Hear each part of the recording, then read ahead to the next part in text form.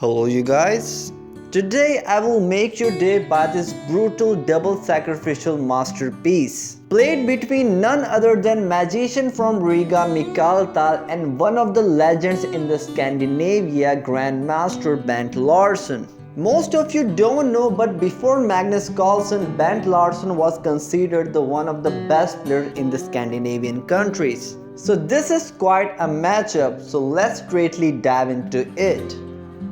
Mikhail Tal has a white piece and he opens the game with king's pawn opening e4. And Bent Larsen replied with c5, the Sicilian defense which controls the d4 square. Now very standard, knight to f3 controlling the d4 square and knight to f6 doing the same. And now Tal goes for the open Sicilian with d4. We have c takes d4 and knight takes d4. Here black has many options. He can play e5, which is a Lowenthal variation. He can play knight to f6, which goes into the category of open Sicilian. But here Bent Larsen chooses e6, which is a Tamano variation, which main purpose is to not allowing white knight to jump on d5. Now here Tal plays knight to c3 and Bent goes for d6, which have two purpose. First, it doesn't allow white to go knight to b5 to threaten bishop pair, and secondly it provides d7 square to the light square bishop. Here Tal plays developing move bishop to e3 and black plays knight to f6, so pressuring e4 pawn.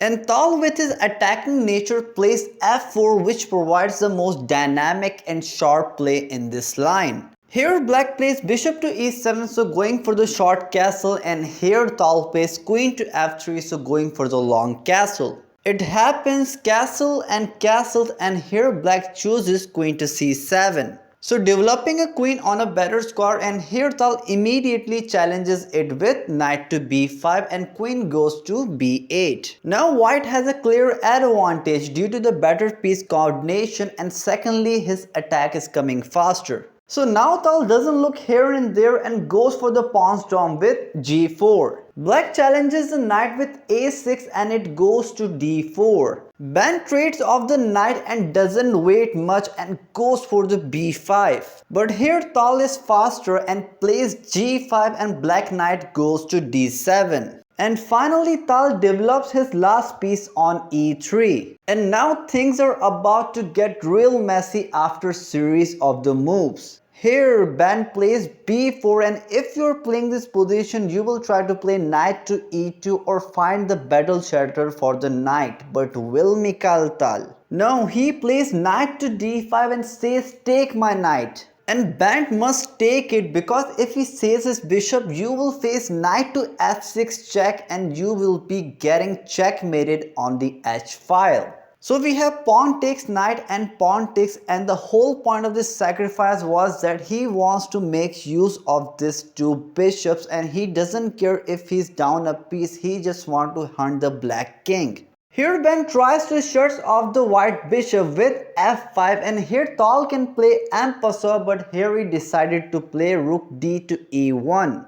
So let's see how the game goes from here. As his bishop is attacked, so he plays rook to f7 defending it. And here Tal expands with h4 and here black plays bishop to b7. Now Tal deflects the black rook with bishop takes f5. He could do it previously, but this time it is stronger. So we have rook takes and rook takes. Keep in mind black can't skewer with bishop takes d5 because of the attack on g7. And here Bent Larsen finds the only defensive resource in this position, which is knight to e5. Tal wants to keep his powerful bishop, so he plays queen to e4, but here Bent Larsen plays queen to f8. So sacrificing the whole piece. So who is Mikhail Tal here? If you accept the bishop, it will give you losing position after rook takes f4 and you have to defend the bishop, and if you do you are getting checkmated like this. So that's why Tal takes the knight with the pawn, and now we have few tickles by Bent Larsen, and now we have exchange of the rooks. Now Tal clearly has a winning position and it is a matter of converting it. So Bent takes the pawn and Tal pins it with rook to e1. Rook to d8 by Bent, and here Tal chops off the pawn.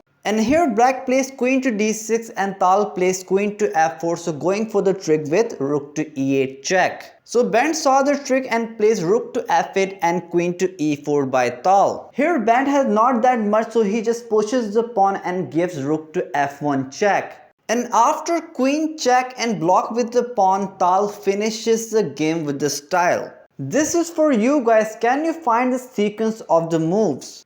So here Mikhail Tal played bishop to c5 and queen takes bishop and now rook to e8 check, and if you move the king forward you will be mate in 1. So here blocked by the rook, but queen to e6 check and king moves to h8, and now the finishing blow queen to f7. And in this position, Band Larsen resigned the game because you are just getting checkmated. So this was a marvelous game, you guys. Do support our channel by liking and subscribing the video. So have an excellent health and see you soon all.